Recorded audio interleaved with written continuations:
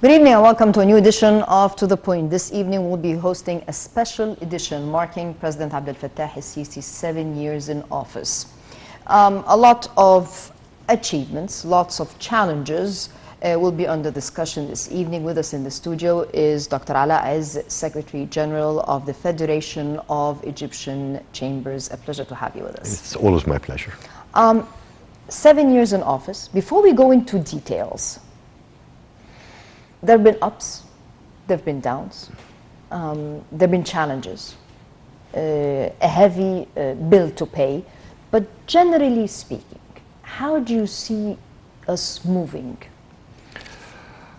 Okay, let's put things in perspective. Maybe two elements we have to look at.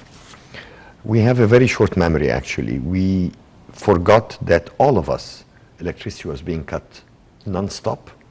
Yes. And this was a mega achievement unheard of worldwide. And this is just a simple example. It's the tip of the iceberg. We were rationing electricity use, to put it. Every one of us had a couple of hours cut, whether we like it or not. Yes, yes, yes. And we forgot that. We're taking it for granted now. We have electricity day and night, and we don't hear about electricity cuts. Security, another thing we tend to forget. All of us, we were frightened to go out in the street. Now we're back to normal. And maybe the third element is the recent one, which is the COVID, where we've seen pictures worldwide of supermarkets with empty shelves. And the smallest village in Egypt, the grocer there had a full shelf, non-stop. So these are things that could have never happened without real heavy input from political standpoint and huge amount of work done by everybody involved, and maybe the slogan was public-private partnership. We had a vision, Egypt 2030, a vision whereby there will be sustainable growth, will be in a different place. What is happening today on the ground? Will we get to where we envision to be by 2030, in your opinion? Maybe the simple way of putting it is we're paving the road towards that. Simply by, if you look at all the mega projects that have been done in the country, which have been debated by lots of people, that is it the time, do we have the money, do we need it? Actually, when you have an economic crisis in any country in the world, the first thing you do is a stimulus package. Stimulus package means heavy investment in infrastructure. Yes. But this infrastructure was not just at random like it happens in any country. It was actually based on a vision, based on a strategy, where you are moving out of the very tinny-winny zone that we've been living on since the pharaohs, where we're living on 6, 7, 8% of Egypt's land, to almost double that. And to do that, you need to have a network of roads connecting this new development, so 7,000 kilometers of new roads. You need to have other multimodular transport elements, so bullet trains, ports, airports were developed. So you were paving the way for that, and people who would be living in these areas need to have jobs. So you started having industrial zones, you started having trade zones, your logistic hubs. So what has been done was very scientifically and strategically planned to be able to reach what you said, which is 2030. 2030 is maybe the dream, the target, but to achieve that, there is a lot of footwork that had to be done. And this is what we're doing at the moment. Maybe the layperson might not see it. It's same like building a power plant. You don't see it. It's in the desert somewhere. Yeah, but you built over 166 projects just in the field of energy.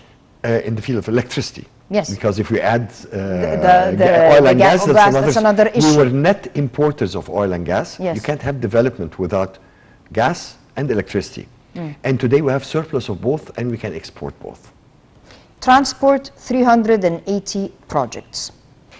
You also have a lot of things in civil aviation. You have the Sphinx Airport. You have the Bernice Airport.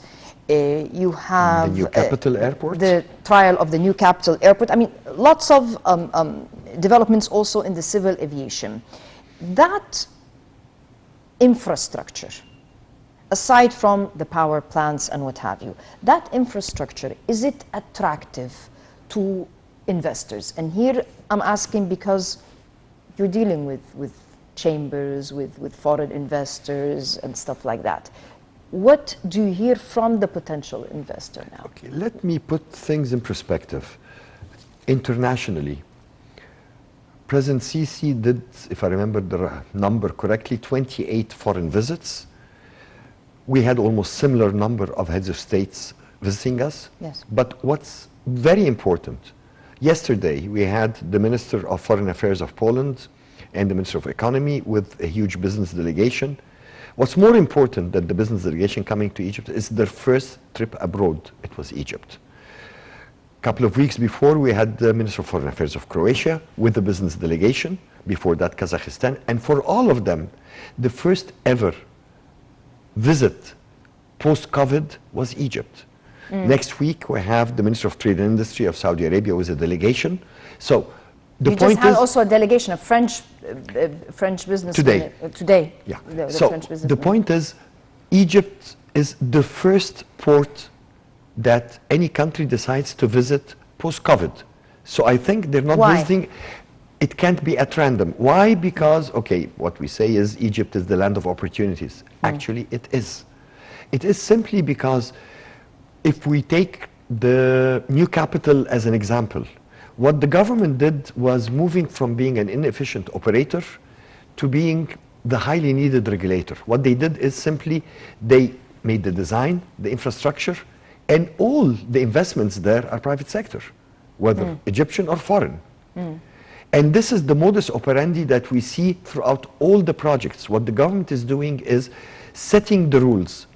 What has happened in the past 7 years, we had hundreds of new laws that enabled the private sector to do its role in development. And when I say private, it's local Egyptian private as well as foreign and Arab private sector. And this is something that, another example is Bimban. The government simply enacted the feed-in tariff, a law, a simple law, Yes. nothing more than that. And today, based on that law, we have the biggest renewable energy farm in the world in a matter of 4 or 5 years.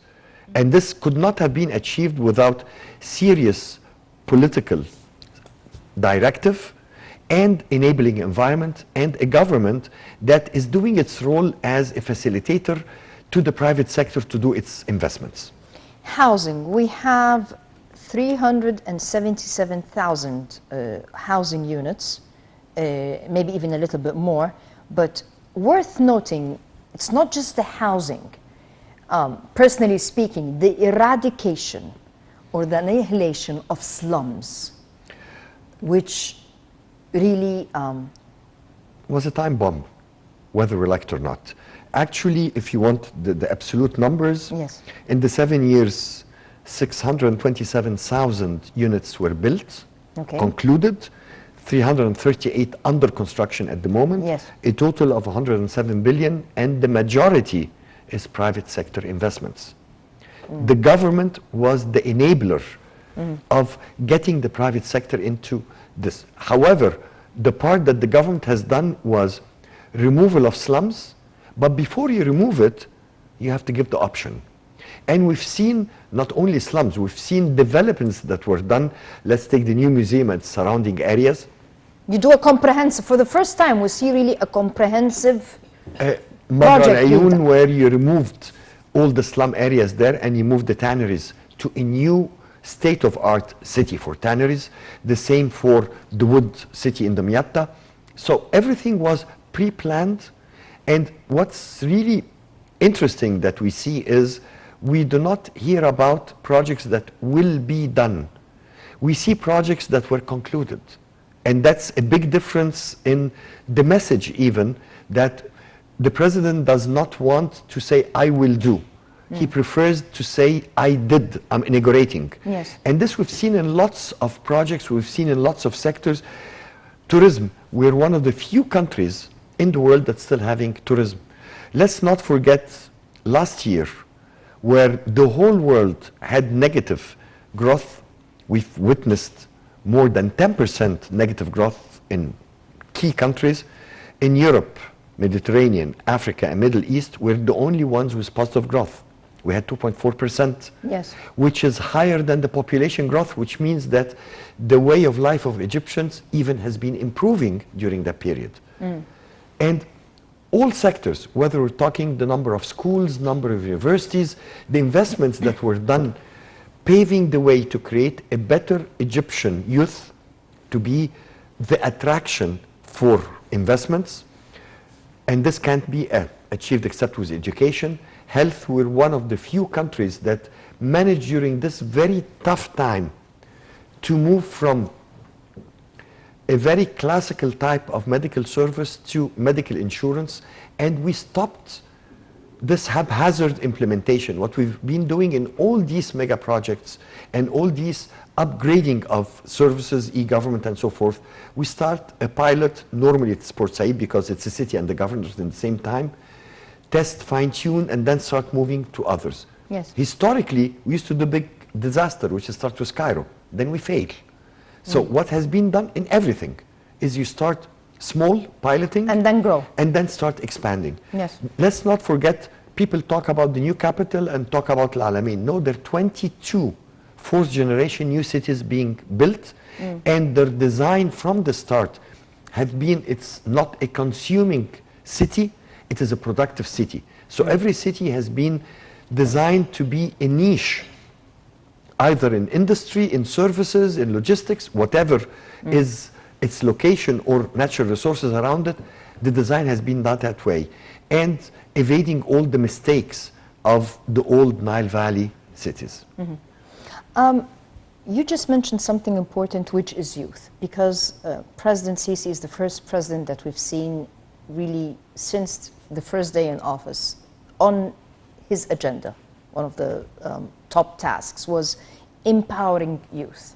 You have a population where over 60% are from that category, and he did not only empower them by just through those youth conferences that even led to an international youth conference, but we see them as governors, we see them as deputy ministers, we see them in leadership positions. I mean, for the first time you even see, I mean, there's even a national academy to train future leaders from that strata. How is this reflecting, and more importantly, how will it shape the future of Egypt? Two important things. President Sisi is not focusing only on youth, but it's youth and gender in the same time. This is one important element, and I think you see the first time in the history of Egypt the number of female ministers that we have. I recall when the average age of the cabinet was 79 years old. And then it started going down. Now it's way, way, way under that. The important thing is you give them optimism, you give them a look to the future, you give them hope. Youth, in 2011, they had no hope. Today, youth, they see hope, they see light at the end of the pipe. And this makes them more eager to participate, more eager to produce, more eager to work. Let's not forget that 70% of the population of Egypt is under 29. Yes. And it is, in United Nations, they used to look at population either as a problem when you have uneducated, untrained, unproductive population, or like in Japan, it's human wealth. Yes. And what President Sisi is trying to do and is actually doing and succeeded in doing that is switching our population problem to become human wealth and marketing this human wealth to be an attraction to investments, so job creation, and more important, startups. What has happened in the past 2 years, a law was enacted for the micro and small industries organization, and enabling environment by availing microcredit and loans to help startups. So we're not pushing the youth to be as they used, seeking jobs in the government, which was by the end of the day a waste of resources and waste of the youth themselves as a huge wealth that the country has. And today with proper education, proper training, and coaching, incubators that are scattered all over the country in all sectors. We're talking about incubators in ICT, incubators in industry, incubators in different types of services, where you're coaching these youth to start their own businesses as startups and moving them up the ladder, the 7 levels of upgrading. And today we see Egyptian startups that became tens of millions worth, employing hundreds of other youth with them, and more important, expanding and opening up globally. And this we've never seen before. This is a new trend. And with proper media coverage to these initiatives, you're giving more youth hope, you're giving more youth the stimulus to follow. And that's why we are having now thousands of new startups coming up, growing, and some of them are key players in their sectors on global basis, not only in Egypt. Will that reduce brain drain? Because you have a problem that you have quite a large chunk of your youth that want to go out. Okay, let's separate between brain drain and illegal migration. To me, my #1 revenue of foreign earnings in Egypt is repatriations of expats working abroad.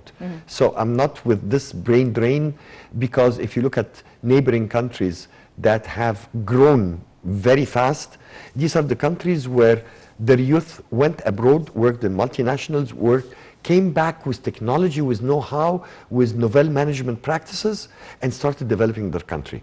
So to me, I look at it as a two-way road. I have no problem that they go for education, they go even for work and training. They eventually will come back.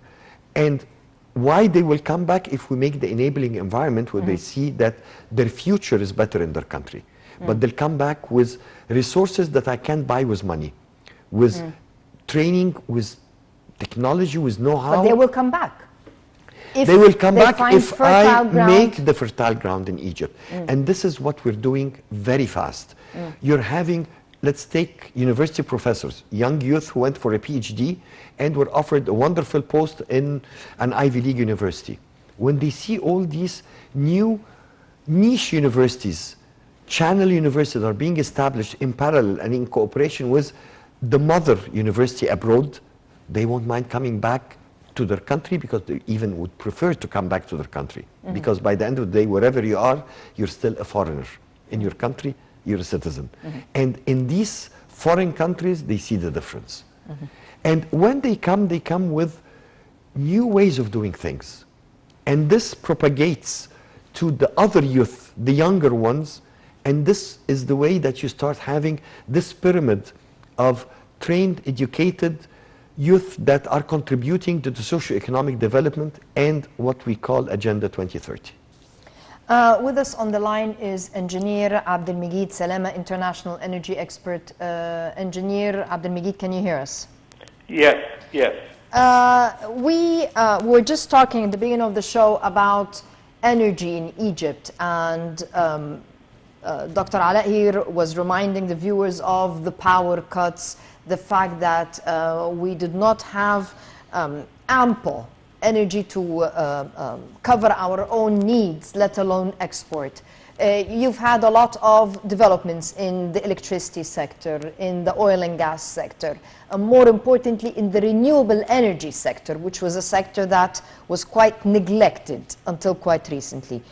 How do you see us progressing on that front?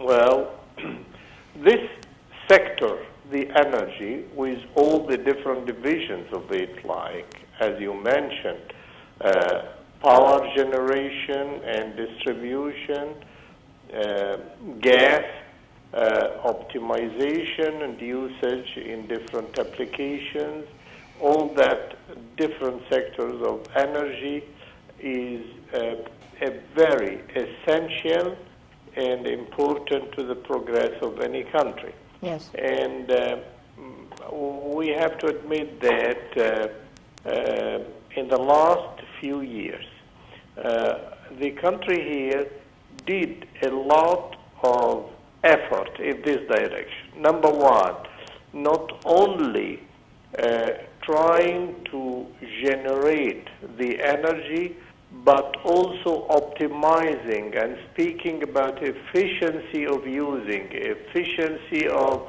the utilization of it. This is number one, and I was involved since the very start of the gas industry in Egypt in the early 70s, and we came to the last, let's say, the era between 2000 2010. A lot of shortage of gas was existing to the level that a lot of power industry which need gas was switching to heavy fuel like mazot and others, and this is very cost and very deteriorating for the materials itself, for the equipment itself. So now the curve is starting to go up very much, and we are becoming or trying to be a hub for the gas. When we speak to about the electricity power generation, we are producing a huge amount, much more than what we use. On the other contrary, we are trying to export this power generated, but also not only generation of power, but trying to utilize and improve the other part of it, like distribution, and trying to make more use of different sectors and different factors. Engineer Abdelmegid Salama, thank you very much for your input. You mentioned the issue of education. We've had cooperation protocols signed with leading universities, and for the first time we're not doing it by university rather than by faculty.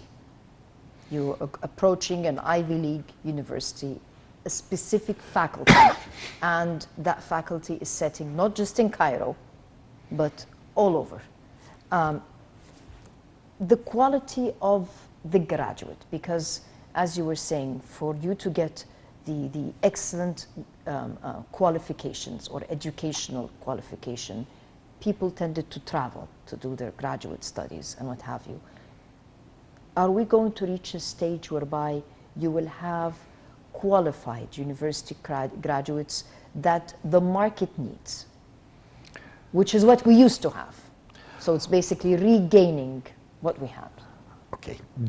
What has been done, and this is the real success in universities in Egypt, is you have created competition. And competition is what creates quality. You open the door that every faculty, even every department, can compete with similar departments and similar faculties around the country and other universities, and every university is competing with others. And the second thing, which is more important, which is you created the internship system. We have cooperation protocols between the chambers and governorates and universities where we link the students with business. So they see the real world. And when they come, there is practical besides the theoretical that they had in the university. And this is creating a new type of graduate. A graduate, as we say, is plug and play. That once he graduates, actually before he graduates, he's already recruited. So it creates jobs. And in the same time, it shows him different venues. When during his 4-year education, he's been doing internship in public, private, quasi, whatever organizations, then he knows which direction he wants to continue in life. He doesn't switch like we all did during our progress in life. And this, besides the heavy investments that we've seen in school education as well as in higher education, we're talking about 17 billion that has been injected into the existing universities and a similar amount into newer universities. Not to mention that also universities started and faculty started learning how to attract funding and grants from different donors to do research, joint research projects with foreign universities. So this is still upgrading the whole academia regime. And then the linkage between the needs of development and the Agenda 2030 and education for the first time started. We used to say we're taking this number in engineering, this number in medicine, simply because of the capacity of the universities, not for any other reason. Today, no. What do we need? And this is what we take. So we're rationalizing, we're supporting vocational education, not as schools only, but also creating higher technological institutes. So there is a career path to this channel. And this is one of the most important things that we're moving in that direction. The ranking. Egypt has managed to keep going up in ranking, in international rankings. What is this reflecting? At the same time, let us not forget the World Bank loan and the fuss that was around that loan. Okay, two things regarding rating of Egypt in different evaluations by different rating organizations. This is a huge amount of work. This is a directive from the president personally. This is a committee chaired by the prime minister himself, where we see what do these ranking organizations look at. We see what do our competitors, the ones ahead of us, have and have done, and we work on solving this. Yes. Because normally we do not see some of these things as a priority. But to me, my ranking is a top priority because this is the key for attracting investments. This is the key for the lay person, which probably doesn't understand, because the finance and the price, even when you import goods to Egypt, depends on your ranking. So it reflects on the prices that the lay person in Egypt would pay. When you have more investments, you have more competition, prices go down. So it's important for everybody, not only for attracting investments, but for the lay people. And if we look at, besides the ranking of Egypt, we have been escalating in almost everything. We're not talking only from the business side. We're talking the ranking of Egyptian universities. We're talking about the ranking of Egypt in everything that we've been doing.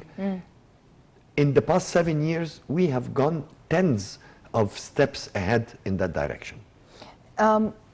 Suez Canal. And worth noting, recently even a book, an American writer, I believe. Yeah, with the excavator on the cover. The Suez Canal and the Little Dipper or the Big Dipper, some kind of a book was out there regarding the rescue operation that was performed by Egyptians in the canal. Quite a big project. How do you see that project developing? And more importantly, is not just the Suez Canal, which, by the way, will be going through another extension. The logistics hub, the fact that we want Egypt to become a regional logistics hub. Not only logistics, but a logistics hub and a hub for manufacturing for export. Let's look at what has been achieved in the past 7 years in that direction. When the Suez Canal doubling was being done, which was paid for by Egyptians, not by the government of Egypt, which shows solidarity and the people behind national projects, the reason was there were competitors. Panama Canal was doing its extension, and there were other projects, parallel projects that were railway and others that were competing with the Suez Canal. The doubling was important to do very fast to block international finance to these potential competitors. So you saved that the Suez Canal will remain the key venue for international maritime logistics. And by doing that, you created a prime location with what we call zero deviation. It means that motherships coming from anywhere in the world can stop where you are, download, you become the logistic hub, to daughter ships, smaller ships, to start distributing to the region. And this became, in no time, the key for the East Mediterranean, the key for the Red Sea, and we're looking at East Africa. Why all this? because we're trying to attract, instead of shipping finished goods for redistribution, today companies are shipping components to add to it local content and value adding by manufacturing to export, because it's, the target nowadays is not the 100 million Egyptians. The target is 3.1 billion consumers, because I have free trade agreements with zero customs, with the European Union, with the Arab world, with the EFTA, with Turkey, with the United States of America, with the Mercosur in South America. What about the quality of the product? While we're talking about this, because in the past, whenever we talk about export, we wanted to increase imports, to decrease imports and increase exports.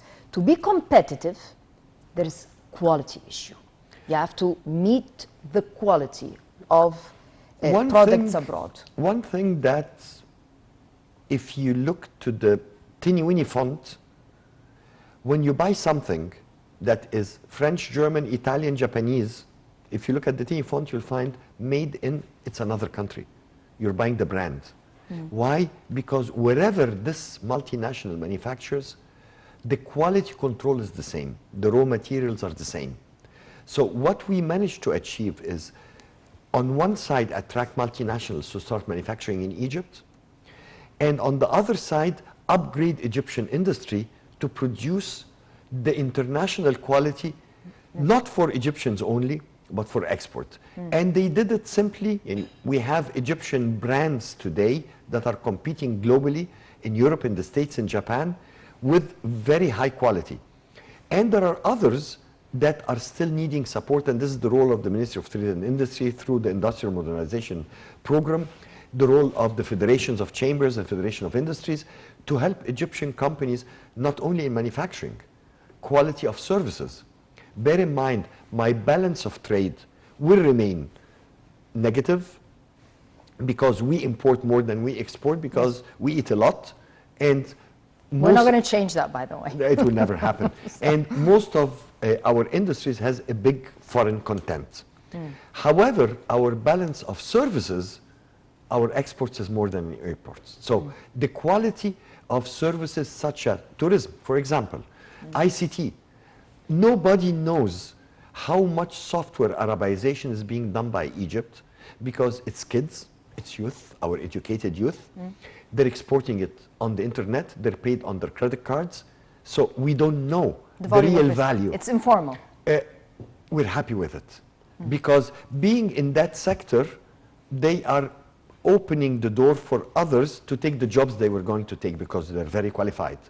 So, but we're helping them to cluster together to become companies, because the payment they get when they're working as individuals, Bill Gates in his garage, is totally different than what they'll get as Microsoft.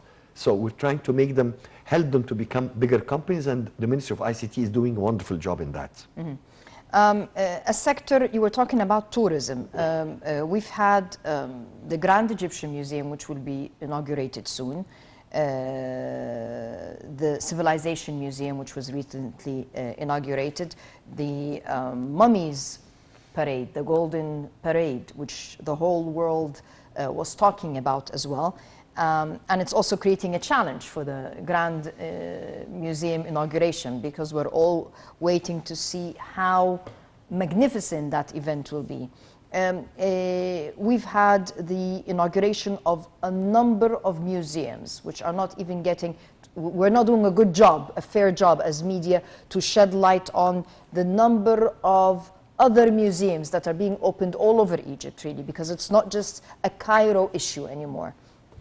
Lots of efforts. The renovation of the historic areas in Egypt, like the area surrounding the vicinity of the Civilization Museum. I mean, lots of... The Holy Family area.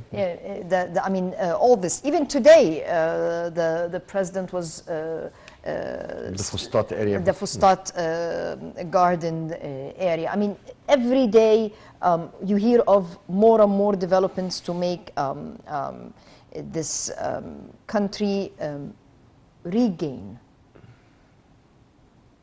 the civilization, regain the position of the cradle of civilization. Not only cradle of civilization, because this caters to a specific type of tourists, but you're upgrading all your beach tourism, you're opening up agrarian tourism, culinary tourism, you're opening up all, we've had in the What past. about health tourism? Sorry to interrupt you here, because virus C, Egypt has managed to not only do the vaccine, but we're taking huge strides. Breast cancer, speaking of women, the president inaugurated quite a big initiative addressing female health. And today he was talking, he gave his directives about kidney transplantation as well. Can we be a health tourism? We are a health tourism for the Arab countries. However, in the past maybe 20 years, most Gulf countries that used to come to Egypt started developing their health system. Jordan became a key hub for that, simply because of visas. It was a visa issue mainly. But nowadays, Egypt is coming back. You're having so many private specialized hubs. We're taking from neighboring countries. Plastic surgery is coming to Egypt now. So there are lots of sectors. And let's not forget, we've had 101 touristic projects during an era where there was no tourism. Yes. Worth $4 billion of investments in that sector alone. Why? Because we're paving the way to bring back tourism. Today, let's look at what President Sisi managed to achieve with Russia, bringing back the Russian tourism that was 50% of my tourism. Yes. So we're coming back very fast in that direction. We managed to keep our beach destinations, Sharm el-Sheikh and Hurghada, zero COVID. One of the projects in tourism, maybe this was our initiative as Confederation of European Chambers, where we promoted a campaign. We got the approval of the Minister of Foreign Affairs to offer long-term visas, Minister of Labor to offer exemption from labor licenses, and we made a campaign promoting your office paradise on the beach. And we had thousands of business people, of executives who were working online. They stayed in Egyptian hotels in Sharm el-Sheikh and Hurghada, salvaging some of these hotels to be able to keep their staff. So there were lots of initiatives, and again, coming back to the modus operandi of President Sisi, it's public-private partnership. Civil society, whether we're talking private sector or the representatives or NGOs, working hand in hand in everything with the government. And we've seen the president sitting with youth, sitting with civil society, listening to their needs, giving immediate directives. And this is how the country is moving forward very fast. Let's not forget another two important elements that has been implemented. E-government, which is cutting red tape, not only for business, for you to renew your driving license, renew your national ID, it's online. Yes. And the most important is social justice. Today, the tax reform system that has been done, where the linkages between the databases of electricity, mobile operator, the traffic, with what you pay as taxes, now tax evasion is no longer an option. Yes. And this is helping the government doing all these, and maybe I can tell you the number, 14,752 projects in the past 7 years, worth 2,307 billion pounds done in the past 7 years by the government, not to mention what was done by private sector. Dr. Ala, it's a pleasure to have you with us. I'm sorry our time is up. Really a pleasure and quite fruitful. Your positive momentum really gave us a breather of hope. Let's put it that way. It's not my momentum, actually, it's 7 years of achievements. I'd like to thank you, the viewers. Unfortunately, we were not capable of tackling, due to the time shortage, the Egyptian foreign policy over the past 7 years, which took quite a lot of strides. Will be under discussion next week on To The Point. Foreign policy, where does Egypt stand right now? Pleasure to have you with us. We'll see you same time next week. Until then, good night.